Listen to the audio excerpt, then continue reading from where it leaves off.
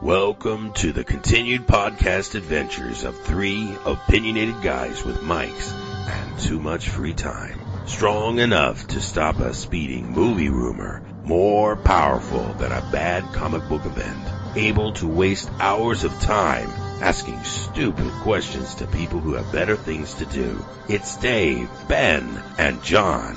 It's Superhero Speak. Hey everyone, you're listening to Superhero Speak, and I'm your host Dave. And Ben. And John. And Zach. Zach's with us. That can only mean one thing, boys and girls. We invited Shep. Wait a minute. I didn't agree to this. John and I are gonna be against you guys the entire podcast.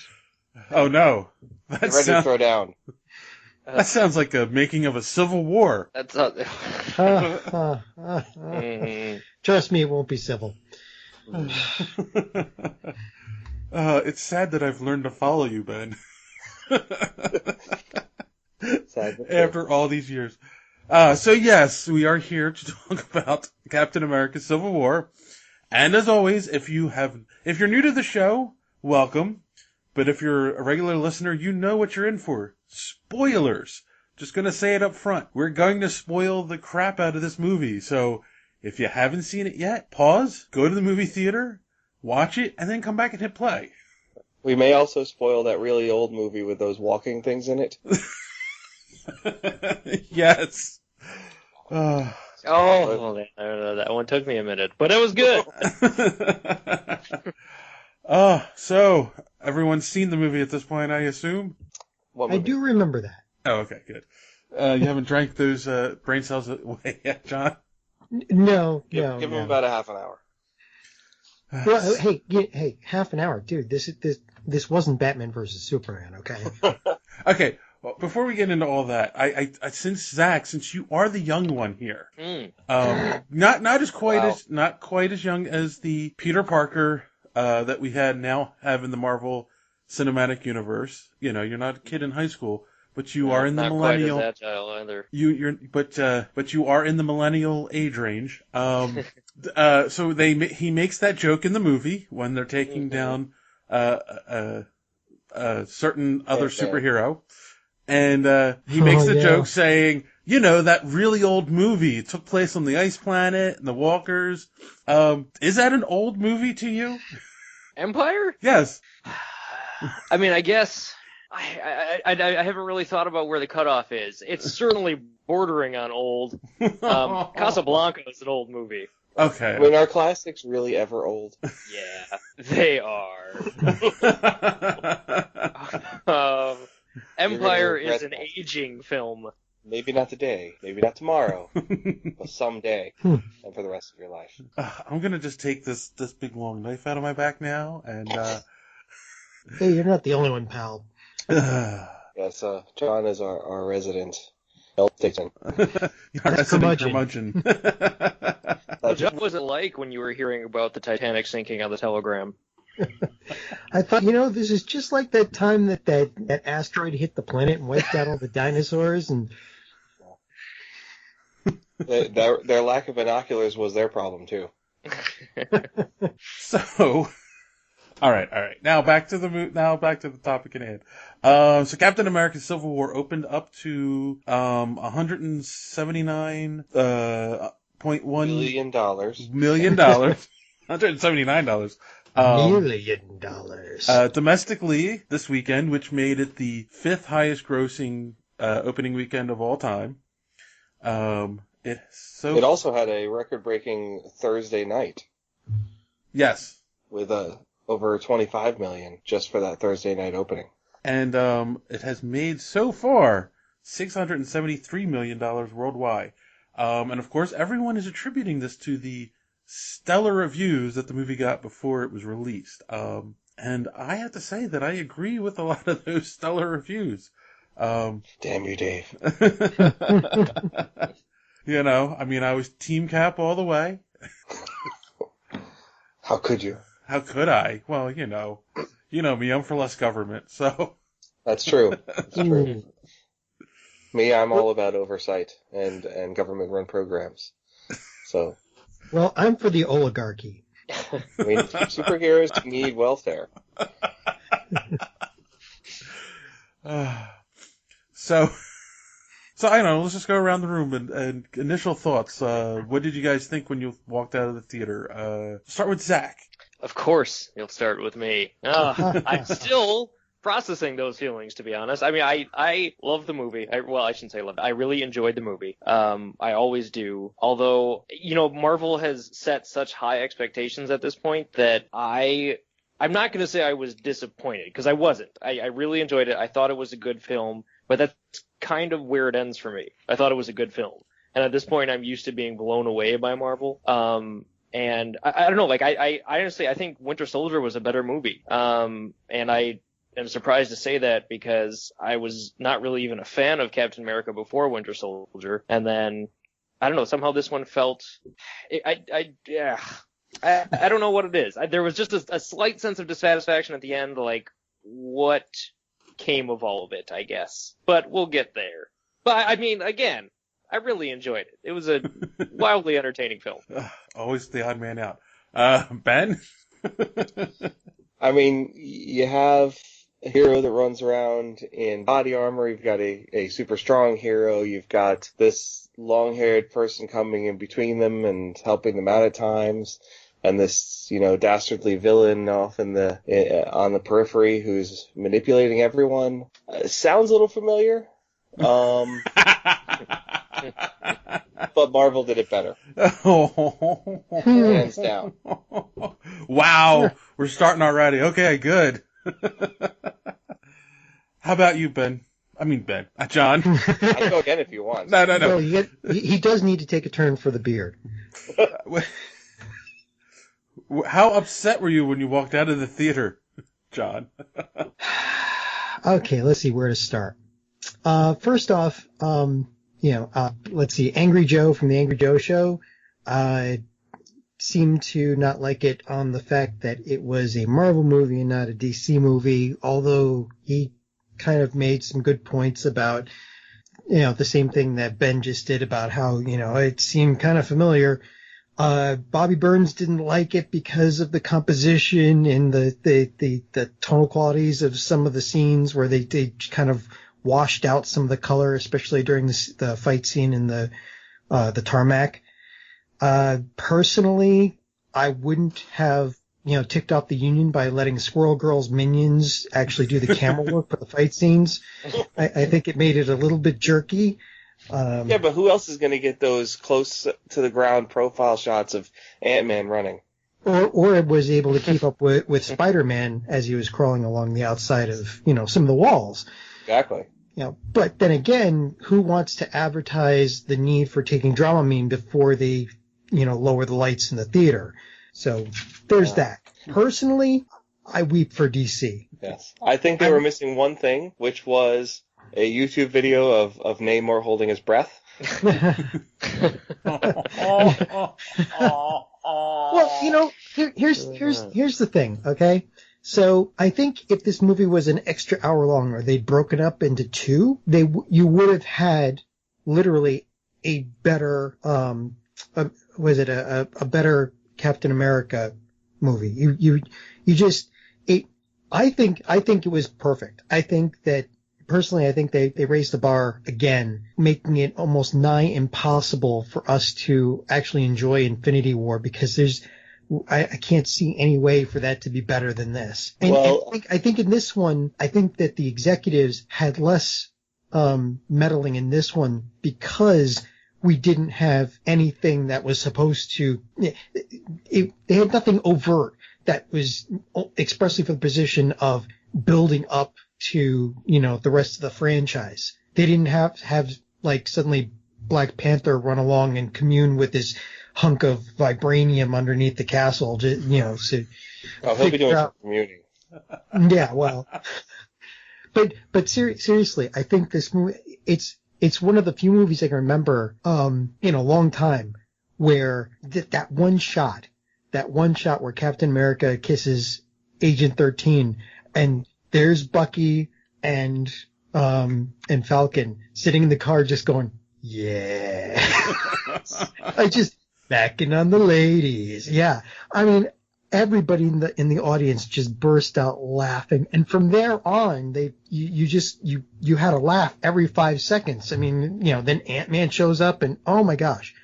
So yeah, I do agree that Winter Soldier overall was a better compositional movie because of the fact that they had you had a very good storyline and many fewer characters, which is why I'm saying that if they had made this movie twice as long, broken it up in 2 movies, you would have had a movie. You literally wouldn't have been able to beat it.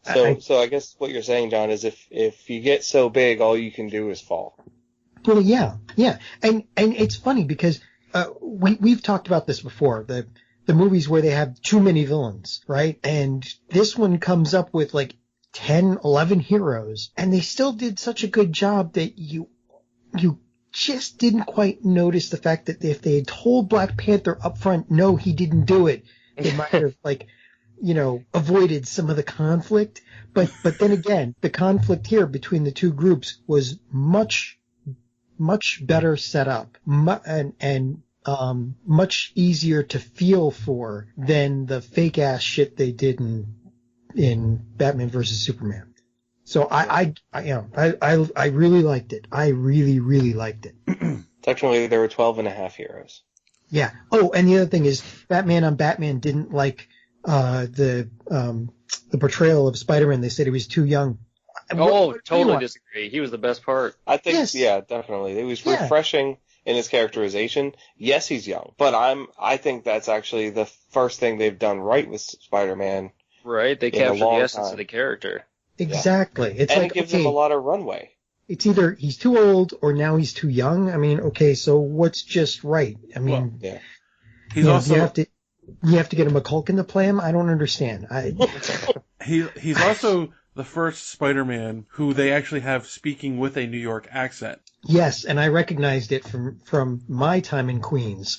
So, yeah, so that's all I have to say. And Dave, now it's your turn. Go ahead. That's all you have to say? You're done? You can go home now? That's no, I'm saving the best for last. So first off, I'm going to say, because this movie came out a month after Batman v Superman, and they're very similar themes to the movie, a lot of similar plot points and ideas in both movies. It's hard to not compare them. But I smiled because when we got out of the theater, I went with my kids. My 14-year-old son turns to me and goes, "Yeah, that had a much better story than Batman v Superman." He didn't say action. He didn't say, anything else. He actually said story, and then he started talking about, comparing the two stories. And it was just like, wow, that just speaks volumes, And again, nothing against DC and nothing against Batman v Superman, but I kind of wonder, did some of the ideas leak? And Marvel went, oh, wow, we're going to do it better. It almost feels that way. Yes, we're going to give you a villain with a convoluted plot, but at the end, it's all going to make sense. I don't know. I'm at a loss for that.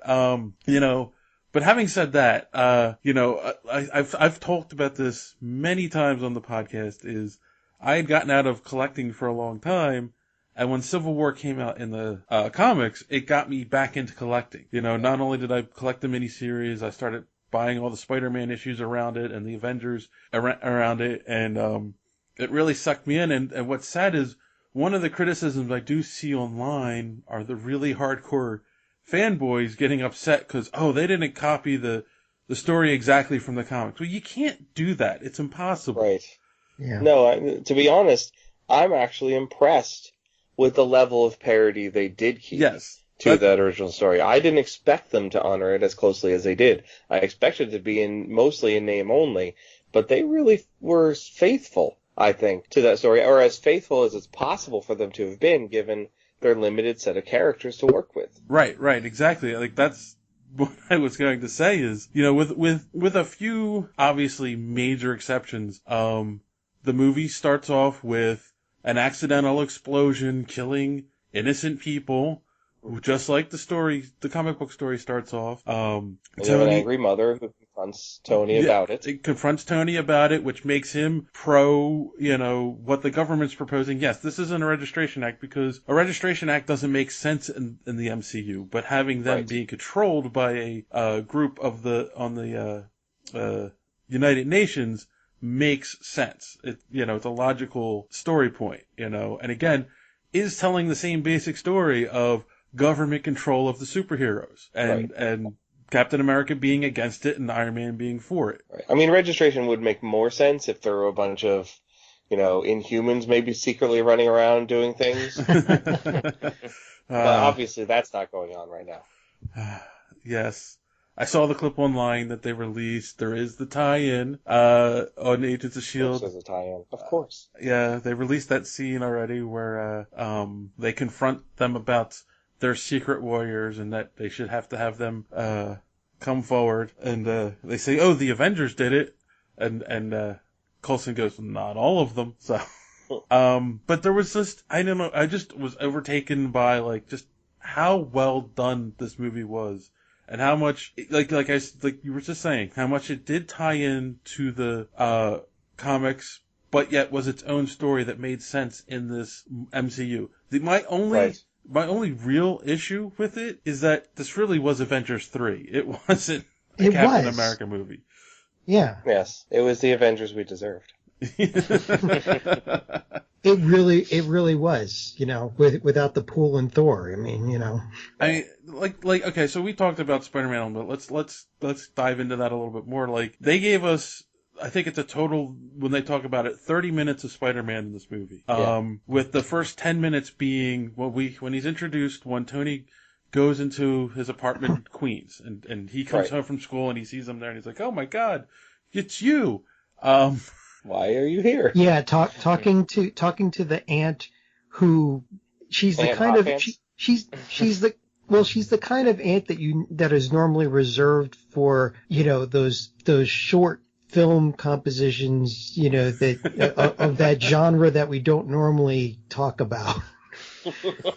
I've heard this a couple times. Oh, she's such a young Aunt May. She isn't though. But she's just good looking. Exactly. She's just good looking for her age. She's in her 50s, people. Yeah.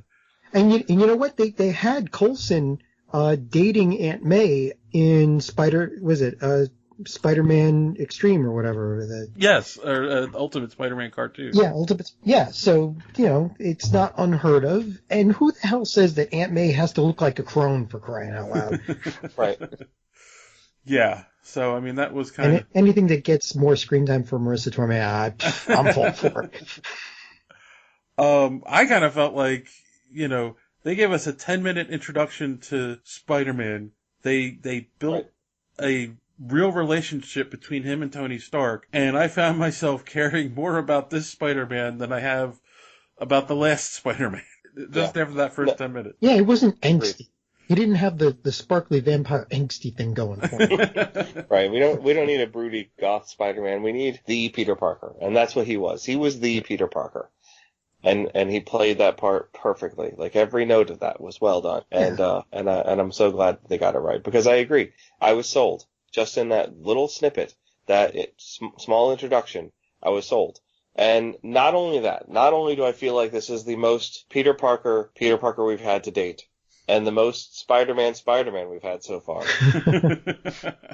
But here's one thing that I personally read out of that I thought was great. In that little introduction where he and Tony are having their conversation, and Tony's critiquing his costume, his hoodie with the goggles. Mm-hmm. And he specifically addresses the goggles, look, can you even see through these things?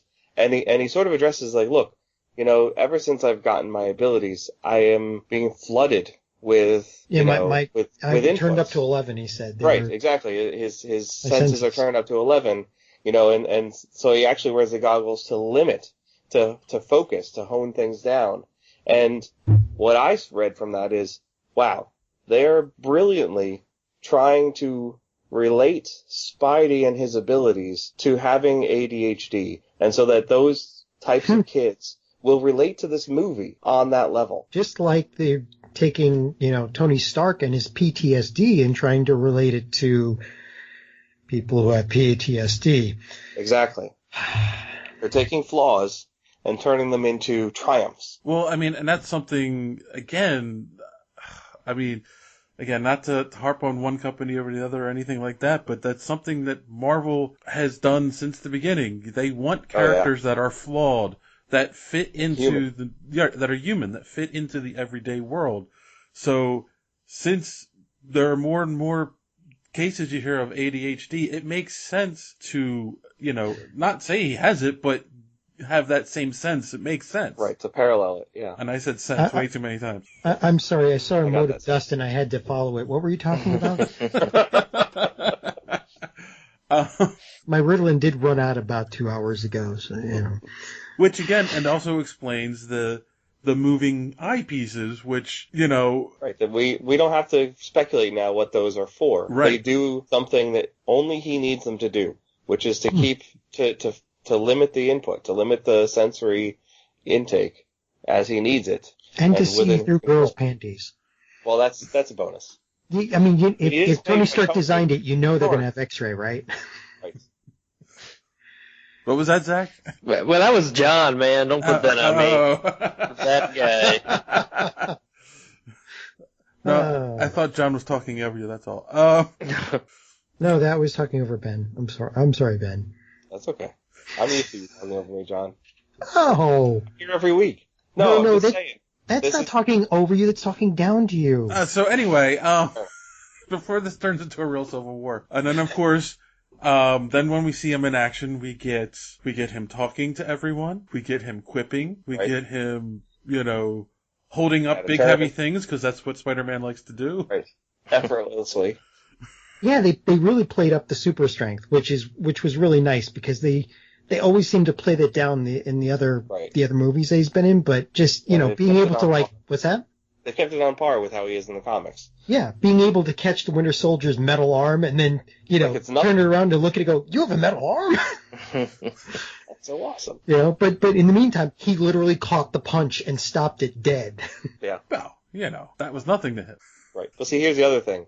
They've already captured, without the need to use Uncle Ben and some convoluted version of his original speech, they've already captured his raison d'etre, his reason to be, in a very succinct way. And basically him saying that, if you have these abilities and something happens, and if you don't do something about it, it's your fault. And not only is that, setting up Spider-Man for who he is, but it also resonates with Tony in that moment. Because it's the thing he's struggling against at that point. It's the thing that he's fighting about. It's actually, that reason right there is actually what's motivating Cap against him. And it creates that internal struggle within, I think starts off that internal struggle with Tony to be uncertain in his own resolve. Mm-hmm. So do we just jump over the obvious parallel again between that moment you're talking about with Spidey and the beginning of Batman vs. Superman, where we have to see once again Thomas and Martha Wayne? Because obviously it is a perfect parallel. Yeah. And who did it better? Marvel, because Marvel always does it better. Yeah. Like, do we need to show you the gratuitous? I know Marvel does it better. Right. It's like, we could show you the gratuitous, death in the family moment for this hero we're introducing. But you know what? You get that story. We don't need to show it to you again. Besides, it'd be really silly to have Peter Parker fall into a well full of bats. So actually, that brings me to a question for you guys. I'll get your opinion. Obviously, we when we meet Spider-Man, he's saying he's like a year into doing this. 6 months. 6 months into doing this. Yep. We know so at this point he's gotten bitten by the spider. His uncle's died. Great power, great responsibility. And so by the time Homecoming comes out, and Tony Stark's in it, so they have a relationship, and that's obviously going to play off in this movie somehow. Do they do his origin story again in a flashback or anything like that? What do you guys think? I think if they touch it at all, it's moments. It's not, it's a moments for emotional impact. It's not full-fledged, here's, your 10-minute flashback to, montage to how Spidey came to be. It's moments where those emotional touch points are maybe necessary at most. Yep. But yep. There's no way they backtrack like that. Yeah. They wouldn't. They're too smart to do that. Right. All right. You know? Yeah. And besides, we don't need it. They've got his character. He's in. We've seen him. We've already seen him in a major battle. We know he's got the stuff. Now we want to see him go at, actually have a real nemesis. All right. Yeah. And of course, or several. Of course, No. Not at once. Look, it only took one guy to take down 10 heroes, for crying out loud. That's the way things really go. This 5 on one hero, they'd be, Spider-Man would be paced. I'm sorry. So, not to cut you off, John, but I'm going to. Oh. No, right ahead. The other aspect that they finally brought back to Peter Parker was, hey, guess what? He invented the web fluid. He's a smart scientist. Right. It's not organic. And it's not stole. I applaud them for bringing that back to his character, because it's like, it's about time.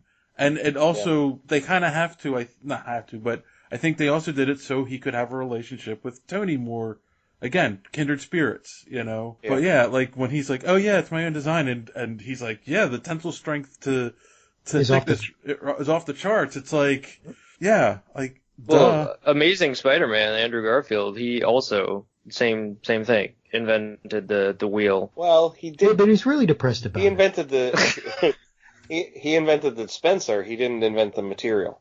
No? He bought that from Oscorp. Yes. They had it in spades. I don't remember those movies that well. Because they weren't that good. Exactly.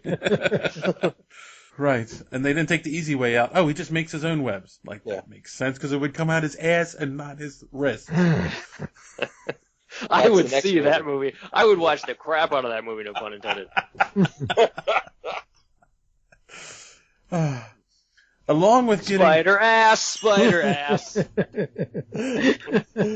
Along with getting introduced to our new version of Spider-Man, we got Black Panther in this movie. We did get Black Panther. And Black Panther was some serious business in this movie. Yeah, it was. Yeah, his hand-to-hand combat skills, from what it looked, well, I think he's got a little bit more super strength going than Captain America does. And his hand-to-hand skills, he's not like trained in hand-to-hand, in like all sorts of hand-to-hand like Cap is. He's got all these animal instincts going from what it looked like. And he could match himself up to just about anybody. Yeah, but you sort of wonder where that derived from. Like, they didn't really give you much of an origin on that, other than A, he wields this mantle that's been handed down for generations, and B, is the prince and now heir, apparent to the Wakandan kingdom. But like, they don't really explain why. Like, he's not superhuman. He's normal human strength as far as we know, and as far as he's been introduced. Training montage. My point is that we don't have any establishment in this movie to say that he has any metahuman abilities. Right, but all right. Well, as far as they've introduced, but the character Black Panther, if I remember correctly, can actually turn into a freaking Black Panther if. Is that a thing?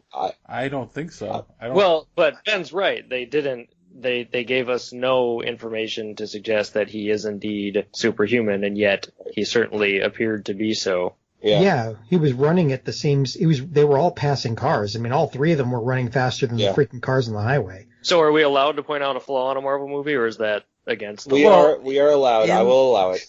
In the comics, he does have enhanced strength and speed and reflexes and senses.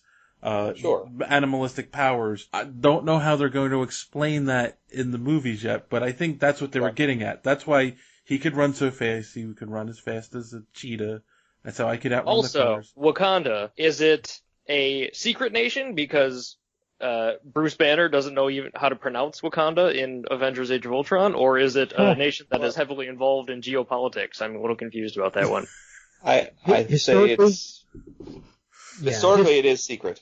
But I think in the context here, that it is not. It is heavily involved. It's just, as much of a genius as Bruce Banner is, foreign politics is not his strong suit. Well, especially phonetically spelled countries. Right. Yeah, well, he must have listened to Dave try to pronounce a few names, and it nice.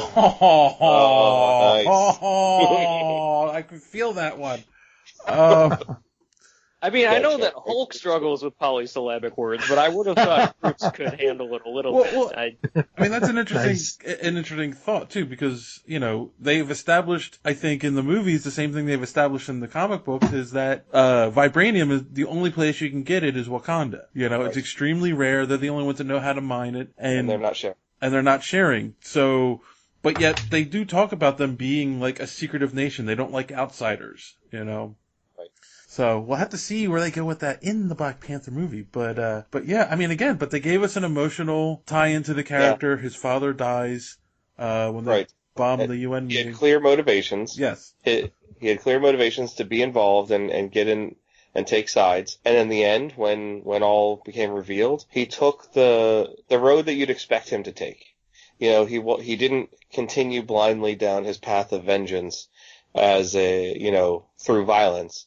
He took the measured approach and the right approach that someone in his position would take in taking out the enemy, the real enemy, the right way.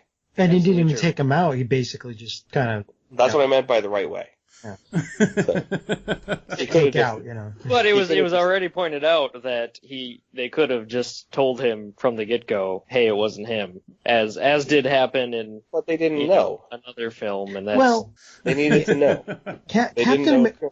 Yeah, but the whole thing about this was that Captain America, Steve Rogers never believed that it had been him. And when they finally got proof, there were a couple of scenes with Black Panther around him before the fight that they could have screened. He could have said, look, Bucky didn't do it. That'd be awesome. If they show up at the tarmac and right before they start charging each other, Cap just holds up the pictures. It wasn't him! Yeah. And then they sit down for tea. Like just throw them down and say, defense rests, bitches. Then they all take out, copies of their contract and go, we gotta fight anyway. And real quick before we get to the other characters or the villains of the movie, there was another new character introduced in this movie. Agent 13? No, Agent 13's been in other Captain America movies. That's true. She was in Winter Soldier. Not as Peggy's niece or great niece or whatever. Are you talking about a variation on an existing character? Yes. Or are you talking about a brand new character? I'm talking about well, wait. Not an existing in the MCU, but existing in the Marvel universe. Right. You mean Martin Freeman's character? No, John Watson? I meant Red Wing. Oh, Red Wing. Yes. Yeah, I will say actually, yes, that was a cool addition to Falcon's set of toys, and he had many. Like the ways that he could use his wings as like a back shield and various other ways was really a step up in his game. Right. But I remember a comment being made when they introduced Falcon in the last movie, would we get to see Red Wing? And I believe Feige did answer the question with like, well, maybe some kind of technology. I don't see him having a bird that he has a psychic link with. Yeah.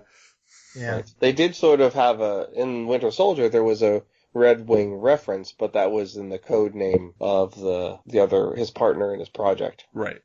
So I was happy that they brought Red Wing in. Me too.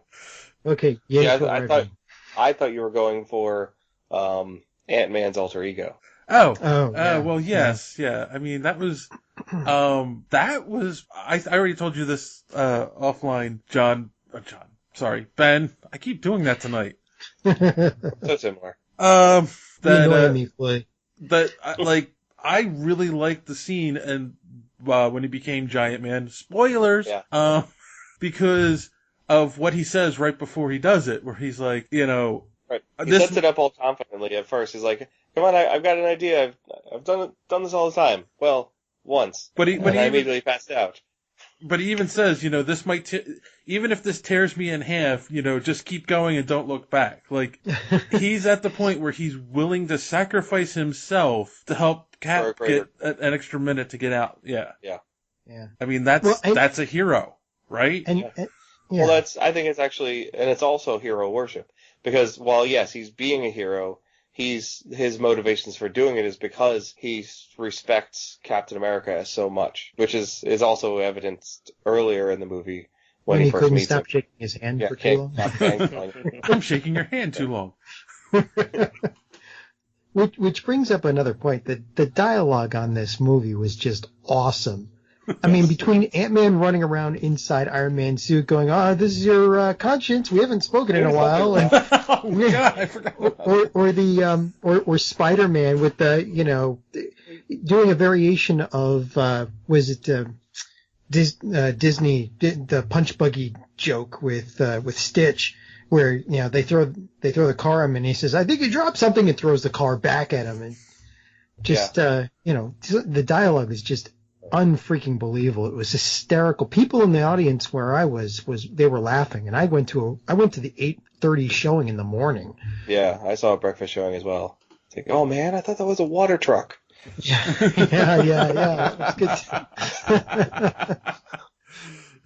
The humor was really back heavy. I was surprised that, the first half of the movie might have had a chuckle or two, and then the second half, all of a sudden, it looked like a Marvel movie again with all of the jokes in there. I was just surprised that it wasn't consistent throughout. But that's not really a knock on the movie. I was just I'm surprised to see it take so long to. Well, you have to earn it. You have to earn it with the audience, and I think they did that. They earned that comfort with the audience through the first part of the movie, and also they kind of started in a serious tone because they were on a mission that sort of went bad on them a little bit. Mm-hmm. Though I want to say there was a couple of clips or jokes in there, like the whole, the Falcon's use of Red Wing and basically trying to get the other one to thank Red Wing, not him. So. I think the other aspect that we need to touch on, again, not to compare it to other movies, the emotional gravitas in this movie I felt was much better than a previous movie of the similar notion.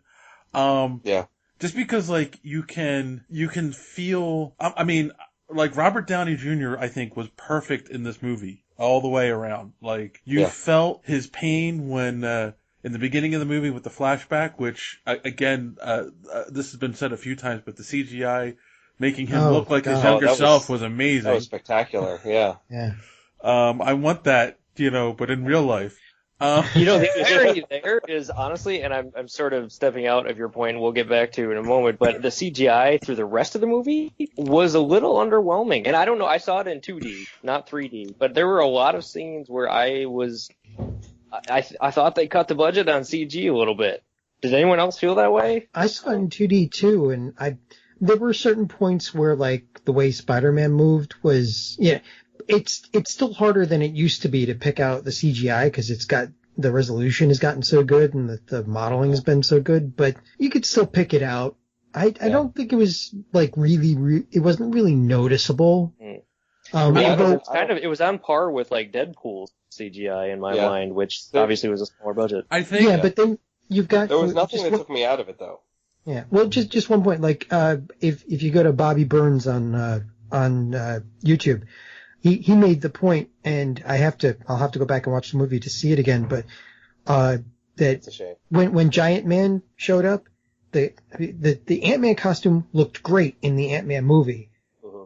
When he became Giant Man, all the color washed out. It didn't look real anymore. So maybe there was a little bit of a CGI, the metal parts that shouldn't bend so it did. Was washed out of it. No, not just doesn't spread as far. Yeah. No, but some of the metal parts that normally wouldn't bend or move were bending and moving on him. So you could make an argument that the CGI they'd skimped a little bit, but I don't think it does take a lot of work. It does take a lot of work in CG to get things to articulate right. It's easy to flex wrong or to allow things to bend where they're not supposed to. I agree. It's just I was surprised. I think Marvel's been seamless up to this point. But I'm harping on stupid tiny things. It was still it really didn't pull me out of the movie. When you pay by the foot and you have Giant Man in it, it's you gotta cut corners somewhere. I think I will agree that there were some things in the middle set piece, the big battle that felt bad, but the end fight between Cap and Bucky and Iron Man. That looked really good, and the beginning. I love that. It was fantastic. And the stuff in Wakanda in the beginning looked really good. Obviously Red Wing wasn't real. That was probably CG through the whole thing, but it was tough to tell. No, They I trained, will they trained a drone for that. Yes. Okay. I will make, not to completely depart from the Giant Man scene, the one thing that did stick out, at least in my wife's mind, that I sort of agree with, is that his movement in Giant Man mode was the typical slowish motion, sluggish movement you see in like any giant characters, that all of a sudden they're moving through molasses. And that doesn't equate with how he tends to move at other speeds. Like I wondered, and this is my own lack of knowledge from the source material shining through, but I kind of thought maybe that was intentional. I don't know, because obviously when he's Tiny Ant-Man, he's, packs an extra punch because of the, how do you describe it? The fact that he is more, His atomic structure is more but condensed. same strength, exactly. Yeah. So I thought maybe the reverse was true then of Giant Man, and I thought it was more fragile. Well, in that case, somebody should have sneezed and he should have flown across the tarmac. Right. Well, the thing is, we can go and come up with justifications for why it makes sense, but the truth is, I think they did it just because that's what they expected the audience to expect. Yes. So they did it so that because I think if he was moving at normal speed, it would feel a little weird. It's not something we're used to seeing. But at the same time, we're never going to get used to seeing it until we see it. Yeah, that's true. And also physics. I mean, technically, at that size, at normal density, it, even with the muscular structure, it would take a while to get a hand moving. Yeah, I tried to argue the square cube rule with my wife, and she almost punched me. So it's So anyway, back to my original point, boys and girls. Robert Downey Jr., of course, from the scene with the CGI when he saw with his younger self, saying goodbye to his parents, which doesn't make sense in the beginning of the movie, but makes perfect sense at the end of the movie. That whole journey, like, you understand, like, not only do you understand why he makes the choice, like, he plays it so well, like, you believe he believes what he's saying. And then the emotional, like, I don't know what you guys thought, but like him offering the special pens from his father's collection for Steve to sign the accords with was like, this is the biggest olive branch in my mind that I can offer my friend to make the decision with me, because that's all he wants, is that not to break up the Avengers. He wants to keep everyone together, and he considers him a friend and he wants him to stay with him, but his friend won't join him, because his friend wants to defend his other friend. So you're saying those are his Martha moments? Yes, they're his Martha. He didn't join them because they, he immediately went into, well, what about Scarlet Witch? Well, she's a child and she's a foreign entity, and she's an immigrant or whatever, and they weren't going to guarantee her safety. Or they were going to try to deport her or something. Right. Am I the only one that remembers that? Or I actually was slightly out of the theater during that point because my son took many bathroom breaks. Oh, sorry about that. Hurts. And then, of course, we get the scene that we've seen oh my God, in the trailers many times when Cap says, "Oh, but he was my friend," and Iron Man's like, "So was I." Like, there's a lot of emotion in that delivery, and like, one of the things they said on Fat Man on Batman, and it was an emotional punch when you find out what the whole plot was about in the movie. Spoilers that Baron Zemo reveals to Iron Man that Bucky Winter Soldier was the one that killed his parents. At that moment, all he wants is revenge, Right. And he's, bastard killed my mom, like, you feel that when he says it. Yeah, right. And Baron Zemo knew he was delivering that punch. He set up for that punch with the whole speech about, how nations crumble. If they're attacked from without, they can come back, but if they're attacked from within, they crumble. Right. And exactly. Which, the funny thing about that is that's how leading up to Age of Ultron, that whole movie was pitched. And yet it didn't seem to be done as effectively as this movie, as it was done in this movie. So Well, I I think guess what you're saying Ultron was like defective in that movie. So, no, I think what Zach's saying is the Russos out-Whedoned. I think so. with the exception of trying to kill off a main character, they actually did do that. If they were Whedon, half of them would have gone down during the fight. I mean, Yeah. There would be no walking scene with Don Cheadle later. yeah, exactly. Right. Well, that is something that, they've said too. It's like, oh, well, nobody died in this movie, but somebody did die in the movie. True. And she gave us What, Red Wing? Agent Carter died and gave us the Captain America speech. Yes. Yeah, and you have to respect Steve for waiting at least a day or two before he started macking on her knees. Yep. Yeah. Yes, before banging the knees. The great knees. Yes, right? hey, love never dies. Oh, she's dead? Well, hi, hiya. Love just goes on in different forms. Hello, nurse. Speaking of forms. But yes, don't He move wasn't the only speech, death, basically. though. What? He wasn't the only death, though. What? Crossbones sacrificed himself. Yes. Which actually, that's an interesting point too. Like, they didn't talk about him since the end of, Winter Soldier. Like a ship fell on his face, as he points out in this movie. Then of course they're tracking him down in the beginning of this one. And when he finally confronts Cap and they're fighting, and then he's wired to blow up, and of course Scarlet Witch puts him in a bubble, floats him up, and then he blows up and kills people in a building. And she couldn't hold it. But, and that was a little bit weird because, I mean, they blamed them for having, killed some people in the building, but if she had let that thing go off on the ground, It would have been much worse. they would have had 10 times the casualties. So she tried. Right. He tells him about, he talks about Bucky, which is what sets Steve, kind of sets Steve off his game when they're fighting. And so that is one of the odd things about this movie. Like, he's kind of tied into the overall plot, because talking about Bucky is what makes him go looking for Bucky again. But it's like, so is it though? Was he I thought what made him start looking for him was the fact that he was implicated in the UN bombing. Yeah. Well, that's what I was trying to get at. Was Crossbones working with Zemo? I don't know that he was. I think it was coincidental. Like, I don't think there was. I think that was just Crossbones pressing buttons he knew he could press, and it just happened to, be one of those pressure points that came up again later. All right. That's what I. Some call it foreshadowing.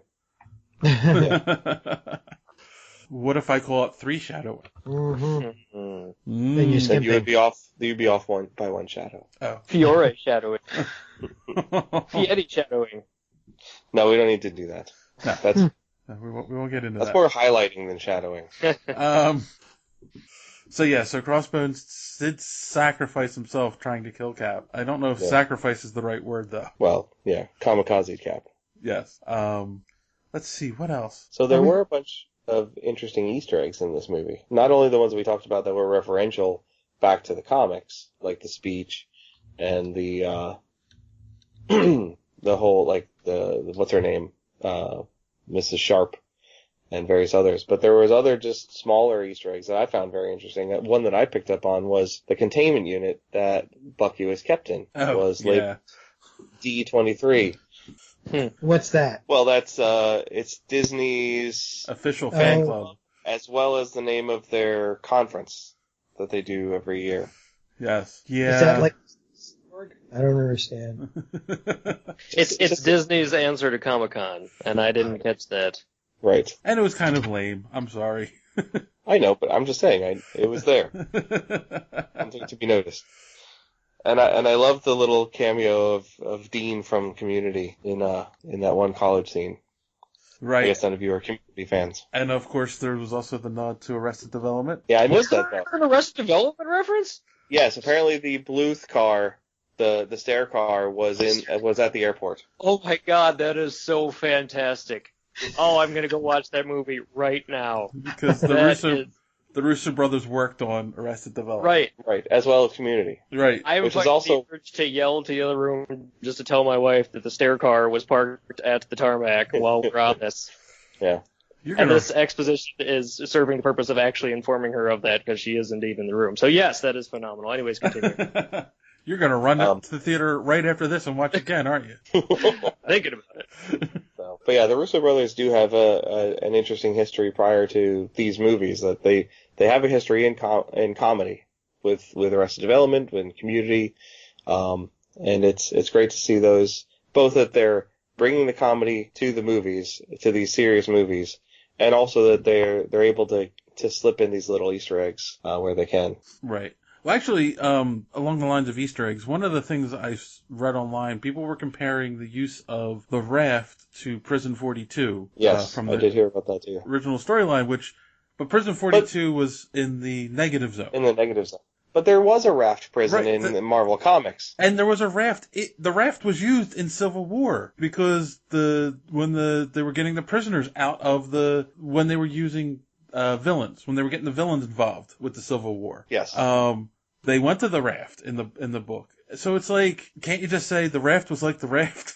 Right. The raft is, I mean, in Marvel Comics, there are a series of prisons that are, commonly superhero or supervillain prisons, and the raft has always been one of them. And it's usually an underwater prison. Right. With special defenses for holding people there. There's a handful of others that get referenced in the comics and the cartoons. So, but yeah, I don't think we're going to ever see Prison 42. No, because... Well, not until they give Marvel the Fantastic Four. Right, which will be in another 2 decades, maybe. If when they see the returns from this movie, if they're smart, it'll be in about 3 days. Right. But that's, Fox, though. Yeah, that's right. That's not, smart's not an option. Okay. Firefly. I not to derail the conversation, but over the weekend I watched that movie with my wife, the Fantastic Four one, and she fell asleep while watching it. I mean, that's how boring this movie was. And then afterwards, that's probably a saving grace on her part. But then afterwards, she goes, why did everyone hate on that movie? What was wrong with it? I was just like, you were so bored you fell asleep a half hour into it, and you're going to say what was wrong with it. She should start like a review site, Snoozy Reviews. This movie had a fantastic score, puts you right to sleep. There you go. I'm going to Network Solutions and reserving that domain name right now. So anyway, and yes, back to our regularly scheduled conversation. So can I bring something up? Yes. Does anybody notice that Tony Stark has not only major PTSD, but he's literally going slowly insane, and not in a good way? I mean, his actions are literally mirroring what happens to somebody who's come back from major combat and is slowly sliding down into a black hole. It's not going to end well. But he's also recently single, and that's probably contributing to his actions. Yeah, what happened to Pepper Potts? Now, I mean, was it in real life that they couldn't get? I think I would have to assume. I think Gwyneth Paltrow's. Yeah. I think her contract was up. Well, whether it was or not, my guess is, go ahead. From a writing perspective, if he were still involved with Pepper and things were fine and copacetic in their relationship, she would naturally have been a grounding force for him, and would not have allowed him to go down the path that he went down. So I think to an extent it was actually a writing choice to have that as an additional point of disconnect for him in this movie, so that he would slip further and would act more rashly than he might otherwise behave. If that's the reason why it was done, it was brilliant. But now they have to bring her back. Perhaps. Well, it's either that or he's going to be a raving lunatic by the second, Infinity War movie. Why can't they give him another love interest? Why does it have to be Pepper? Because they have to be happy, damn it. And also, she kind of owns his company, so it'd be weird. And awkward. Yeah, awkward with power suits. That's not a good thing. You just said they have to be happy. You haven't read a lot of Marvel comics, have you? No, Happy's the other guy. Oh, God. He's coming back, though, right? I'm just emotionally invested in people being happy, damn it, and they should be happy. Yeah. I think they're trying to remove some of those ties so that Infinity War will be a little bit smoother, so there won't be those kinds of grounding pieces to pull them back. Yeah, so that Iron Man can feel free to go and involve himself in a war that might take him halfway across the galaxy. So they don't have girlfriends drowning off screen when they... Right. See, we know how badly that goes. You need to avoid those pitfalls, which means that Hawkeye is immediately going to be out. Oh. Yeah. I did because like... He's going to Netflix. I did like Hawkeye in this movie, by the way. Yeah, he was great. Yeah. I thought you retired, took up golf. I tried it once. Played 18 holes? Shot 18. Shot an 18. That I would have paid to see that, but yeah. And this is just the whole reasoning why he came back. Cap needs me, like without question, like Cap needs me. So again, maybe it goes back to some of that hero worship you were talking about, but and then of course we also got Chef Vision. Yes, we did. We got Vision in all of his Mr. Rogers sweater vest glory. Oh yeah. With a hint of a relationship between him and Scarlet Witch. Yeah. Yeah, and don't you find it funny that there was maybe only like 5 minutes of setup there for the relationship, and I still felt more for them than I did for Superman and Lois. So you're saying there's more heart between a slightly deranged Eastern European woman and an android than between an American reporter and a homegrown hero.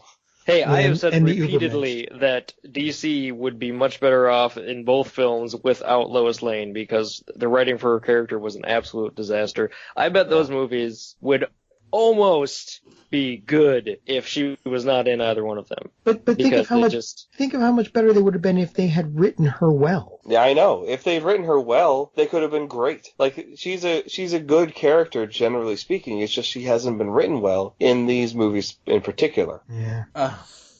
I mean, no, you're right, Zach. I mean, they have to go one way or the other because just having her there as a screaming Mimi. I mean, okay, this is not the 1950s anymore. We don't need somebody to be in peril all the time. Right. The whole point of Lois Lane was she's a very strong, female role model who kicked ass when she had to. And well, the weird thing is they attempt to do that with her to the extent that it's way overkill. So there are times in those films when she is absolutely bordering superhero, and then there are the instances you're referring to where she's just completely helpless, and it's weird. Right. It's just weird. Yeah. You can't do it both ways. I mean, in the history of her as a character, most of the times when she becomes the damsel in distress, it's because she's being the opposite to begin with. It's because she's boldly, tromping into situations, that most women in their time would shirk away from. Yeah. So, and yet we can't seem to get that version of her on the screen. Yeah, if you want to see her characterization boiled down to its most ludicrous, go to Channel Awesome or YouTube and look at the Nostalgia Critics and Angry Joe's review of Batman vs Superman. The portrayal there is just hysterical, and it really. It's all on the nose. It's exactly what you think. It brings out how stupid the role was written. Yes, we're not going to get the fearless field reporter as portrayed, in a Flashpoint cartoon. Right. No. I mean, at one point it's like she sits there, at one point she sits there and goes, oh, I'm going to take this thing, I throw it in the water. Boop, turns around, walks over, Superman looks, oh, we need it back. Oh, God. She turns around and goes, oh, I got to go back in it. Yeah, it's just. Right. All right, well, so. You know how that should have ended. Yeah. I got that.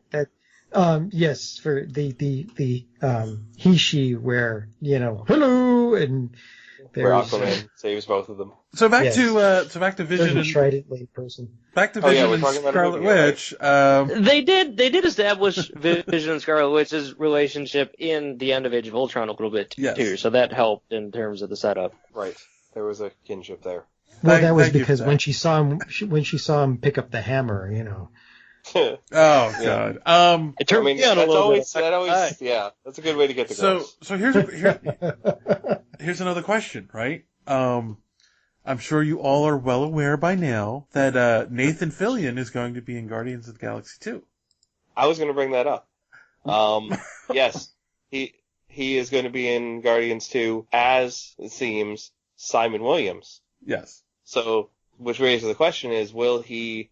So, clearly they seem to be framing him as the actor Simon Williams, as a normal human actor, but will he also then become Wonder Man, and will he be a contention for Scarlet Witch's, admiration? And will he wear a brown coat? So, well, I'm going to throw this out, as we like to throw these crazy ideas out in the ether and see what happens. What if, in Infinity War, Vision loses the mind gem? He will. And he becomes a mindless robot. He loses his, emotional core. Right. He basically becomes more, like Data. Or not even just not even like any kind of personality. So, and then something happens to Simon or Wonder Man, and they put his consciousness, into Vision's body. Oh, wait, they did that in the comics. Yeah, I hope they don't go immediately down that road, because that would be a little weird. I'd almost rather see them stand on their own and not delve into that weird, convoluted saga.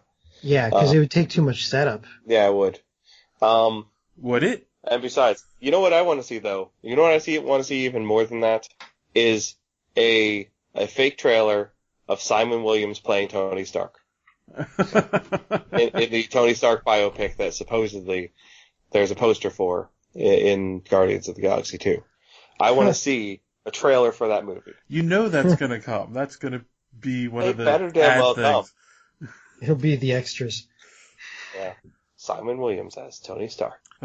So yes. So we got Vision, the Homemaker. Yep. Yes. Who else was in this movie? A lot of people.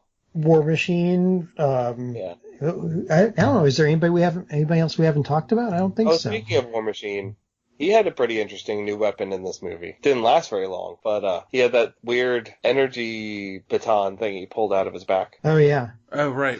Yes. I hope he got insurance on it. And like you said, it didn't last very long. No, it didn't. But go ahead. We did also see a hero put down his weapon in this movie. Yes, I was going to get to that. We're getting near the end of the conversation, so we might as well bring it up now. Of course, at the end of the movie, again, as we said, it takes twists and turns, and basically the big reveal is Winter Soldier killed Tony Stark's parents. Tony loses his mind, tries to kill everyone.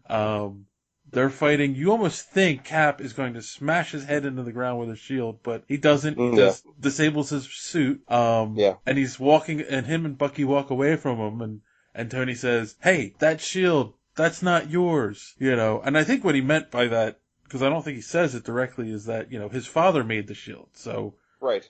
I don't think he wanted to say that out loud because he would have, cracked with emotion. So he went with the, that belongs to the U.S. government or whatever. Right. And so he basically manages that problem by throwing back the shield and giving it up. Yeah. Yes. So now we can look forward to Captain America 4, Nomad. Yes. I was gonna say he's Nomad now, right? It's a good question. I mean, I know Zach's looking forward to that. Yeah, I totally know what you're talking about. All right, boys and girls, for those who don't know what we're talking about, this includes Zach. In the 1970s, during the Watergate scandal, in the comic books, as part of the storyline, Captain America decides he no longer wants to work for a government that could be as corrupt as that. So he gives up the mantle of Captain America and becomes Nomad. Now back to your regularly scheduled podcast. Tell us another story, Uncle Dave. Another story. Well, see, another guy took up the mantle of Captain America during the time, and he went batshit crazy. Yes. And that could be a fun story as well. And they had, and of course, the two of them had to fight for Captain America to get his shield back. So that could be an interesting story, and it would be a weird standalone story in the MCU. It would be. Well, the extra money they make off of this could actually easily pay for another movie in the middle. Or maybe a Netflix series. Who knows at this point, right? Red Hulk. Oh, God. That's all I have to say. No. It still bothers me to this day that when Ross turns into the Red Hulk, where does his mustache go? These are the kinds of burning questions we need the answers to, boys and girls. But really, really don't want. But I need to know. No, you really don't. It actually becomes his nose hair, because his nose gets so big. That makes sense. I'm with you there. There you go. All right, see? We solved it. That easy. Asked and answered. So here's the thing, right? So they end this movie, and in a sense, the war's over. But they resolved nothing. But they didn't resolve anything, and Exactly. And no one really won. Like, no one really came out the victor per se, except that, in the end, between just Cap and Iron Man, Cap kind of won the fight. But did he really? And whose side are we really supposed to be on? I don't think we're really supposed to pick sides here. Yeah, and the next time Iron Man or Tony sees, Bucky, is he just going to go apeshit and go after him? You mean Buxicle? Because he's frozen now, and that completely made the entire film erroneous. Yeah. Well, not really. I mean, it was voluntary this time. Yeah, he was already exiling himself before. He was just laying low and not making a scene of himself. Sure. Now he's basically taking a chill until they're ready to accept him for what he is. Taking a chill. But the thing, but is Tony going to drop it? I mean, it would be weird if in the next few movies Tony never mentions it again, and then when he sees, I assume that the guy who plays Bucky is on the dock for the Infinity War. Maybe. Right? So, if he never mentions it again, if Tony never mentions it again, or if he sees him in one of the next movies, it'll be really weird if he doesn't, just tear after him. Well, Tony seemed to be quite tickled by Cap's letter, which apparently fixed everything, so... Well, was the letter... burner phone. Yeah, but was the letter ended with P.S. My mother's name is Martha, too? No, it was addressed to Martha. It said P.S. Turn the pen over, and then Martha was inscribed on the pen, and everyone's head exploded. Nice. Yeah. Now, see that phone that he gave him? When it rings, it just says, Martha. I wouldn't necessarily say he was tickled. I mean, he gave his normal Tony Stark or Tony smirk of approval.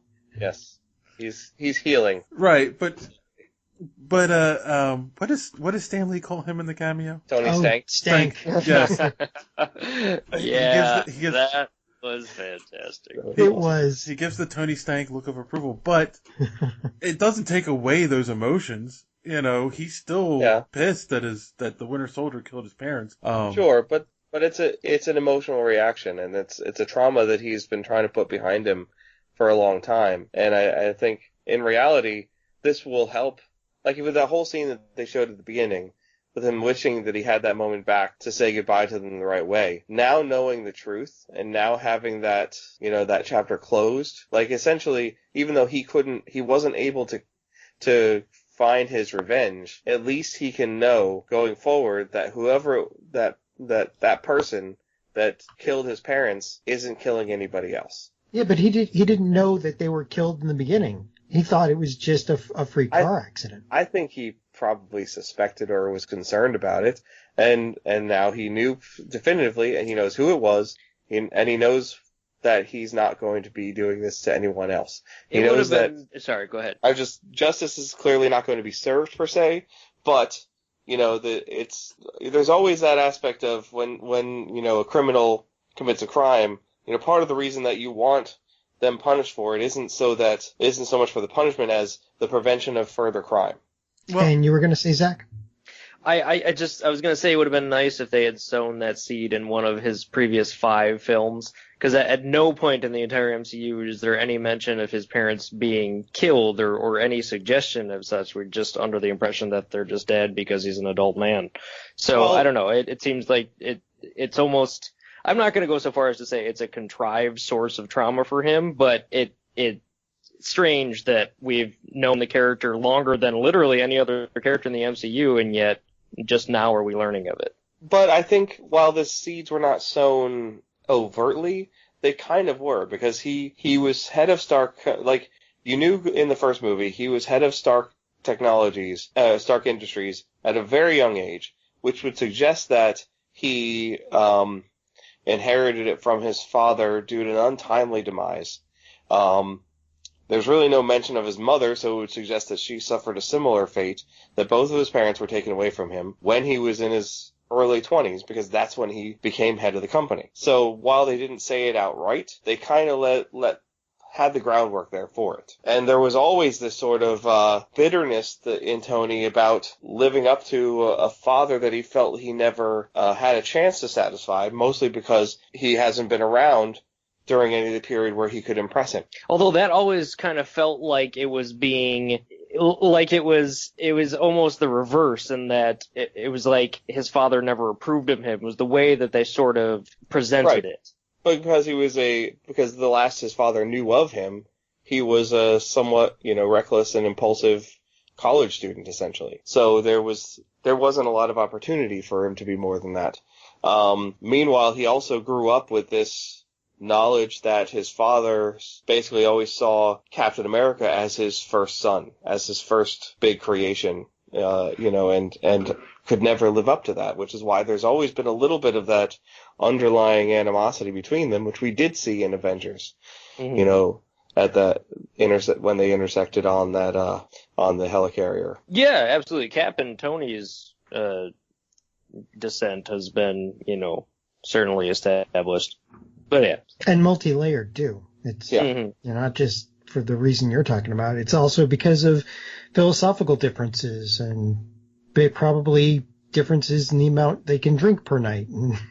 Right. Yeah. See, now you got me thinking, damn it. Sorry. I should know better. But did they... Oh, the end times are upon us. Did they hint in the Iron Man movie, or even come out and say it, that Stain killed his father? No. I don't think they did. Okay. But that doesn't mean he didn't. They might have hinted that he had a part in it, but that doesn't mean that it doesn't mesh. He could have had a part in it in that he was, basically talked to the Russians to have the Winter Soldier take them out. Or at least provide the information of where they'd be at a certain time. He could have contracted that. I mean, the Winter Soldier was essentially, assassin for hire, so to speak. Right. All right, we'll leave it at that. You lay it down, I'll find a way to justify it. Okay. That would be a pretty together.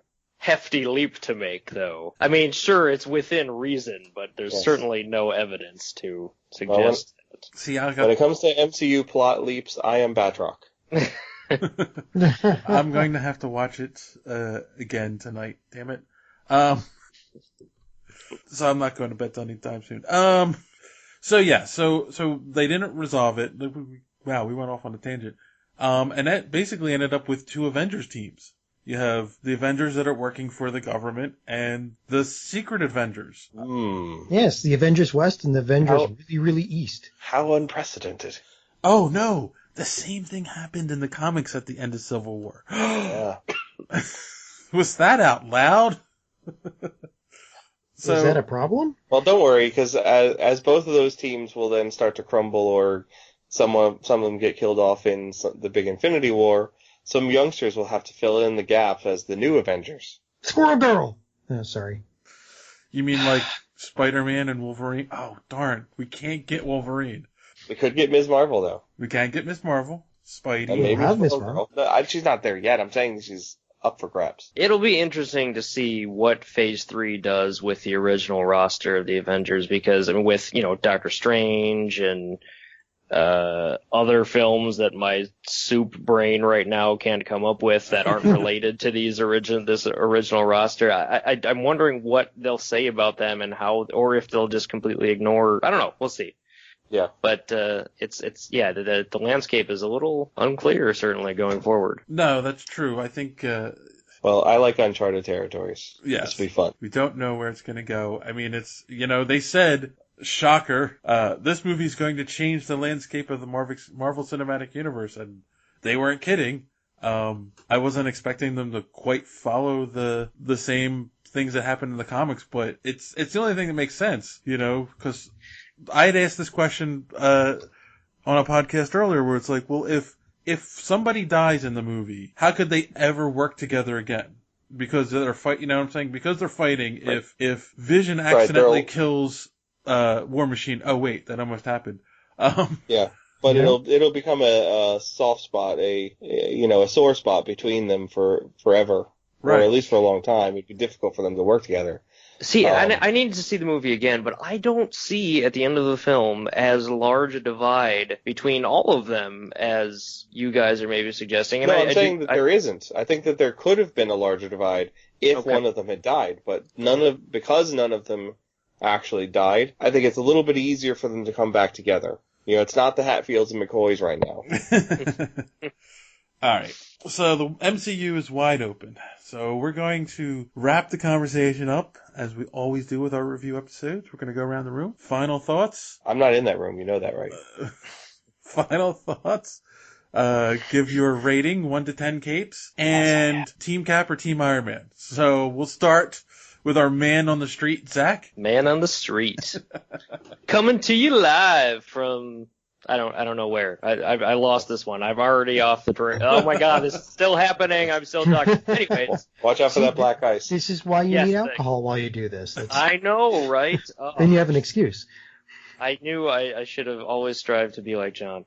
Anyways, I really loved the movie. I really did enjoy it, even though I've been trying to poke holes in it throughout this entire conversation for some reason. I think it was a very well-told story. It was a cohesive plot, and all the characters, I mean, given such a large roster, all the characters were really well established. I thought Spider-Man I was really surprised. He was the best Spider-Man yet, hands down. And Black Panther was phenomenal too. There was, like I said, at the end of the film, there was just a sort of a slight sense of dissatisfaction, like nothing really came of the whole thing, especially with Bucky being put on ice. I'm not entirely sure what all of it was for in the end. But at the same time, up to that point, everything was just so well done. So I'd have to give it a 9 capes out of 10. I thought Winter Soldier was better. I thought Winter Soldier, I think that might have been, in my mind, the best movie in the MCU. And especially, if this weren't technically a Captain America movie, maybe I would have, I don't know, Winter Soldier just set the bar so high in my mind. But again, it was great and absolutely a 9 out of 10.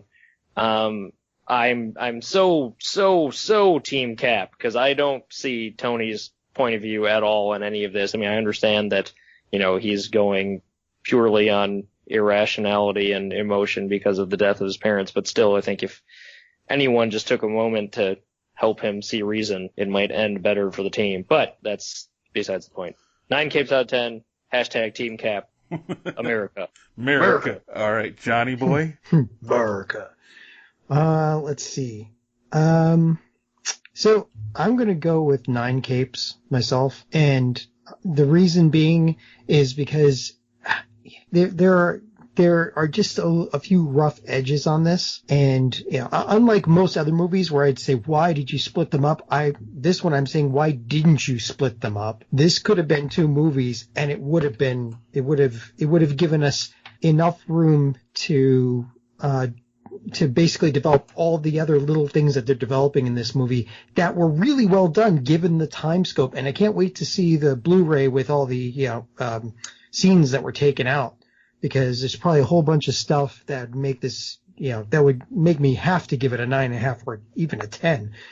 The other thing being the fight scenes where, I know that we're still going to get another Jason Bourne movie, but there's no reason to adhere to the shaky cam thing.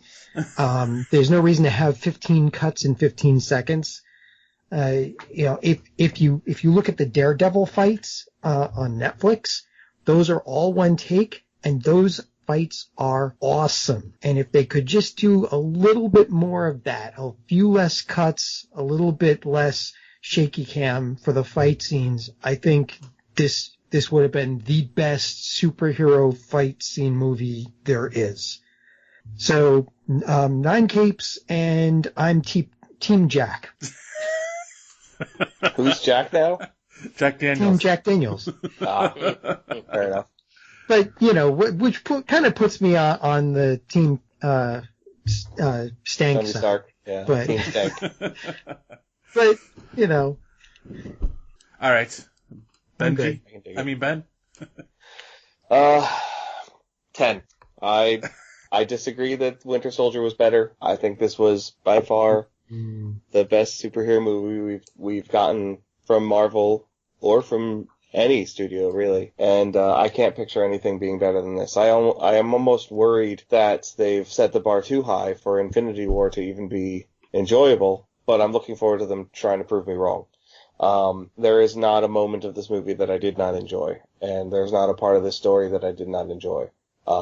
I generally feel like I'm conflicted on what team I would side with, because I generally sided with Captain America from the very beginning of this whole movie, and I was with him even towards the end, through the end. But if it were me, if I were one of these, metahumans in this conflict, I probably would play it safe and go with Tony's side, just because I didn't want the government or entities trying. I didn't want him to be a fugitive. So I'm going to actually say the best team is Team Spidey. That would have been my second choice. Yeah, can I go outside the box? I'm Team Thulk. A Thor Hulk? Yes. Or is that a Goku Thor and a Vegeta Hulk? That's their buddy cop team up. Well, if I had 230 megaton missiles on my team, I'd make sure I knew where they were at. I'd have one on each side, hold my arms and look at these guns. Yes. All right, so it's my turn? Yes. Yeah, I agree. I think, both Winter Soldier and Civil War are really good movies. There are a lot of people who say The Dark Knight is the pinnacle of the best superhero movie. Batman. And I agree with some aspects of that.